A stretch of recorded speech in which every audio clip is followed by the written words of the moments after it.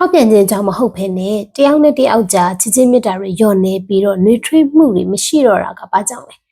တချို့ကဒီတယောက်နဲ့တယောက်ချစ်ချင်းမြတ်တာတွေညော့နေလာပြီဆိုလို့ရှိရင်ဒါဖောက်ပြန်လို့ပဲလို့ထင်ကြတယ်ဒါဟာလည်းအကြောင်းအရာတစ်ခုဖြစ်နိုင်တယ်ဒါပေမဲ့တခြားအကြောင်းအရာတွေလည်းပဲရှိနိုင်တယ်ဆိုတော့အဲ့ဒါကဘာတွေလဲဆိုတော့ကြည့်လိုက်ကြရအောင်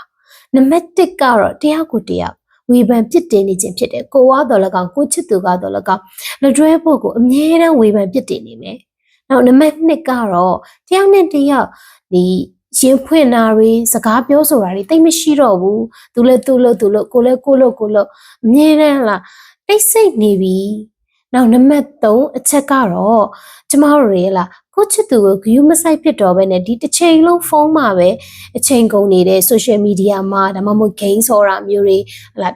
နှစ်ယောက်အတူတူထမင်းလက်ဆောင်စားရင်တောင်မှပဲစကားမပြောဖြစ်တဲ့ဘဲနဲ့ဖုန်းကိုပဲကြည့်နေကြပြီဆိုလို့ရှိရင်တော့ဒါဟာအန္တရာယ်ရှိတယ်လို့ပြောလို့ရပါတယ်လို့လဲဆိုတော့ဒီကနေပြီးတော့ကျမတို့တယောက်နဲ့တယောက်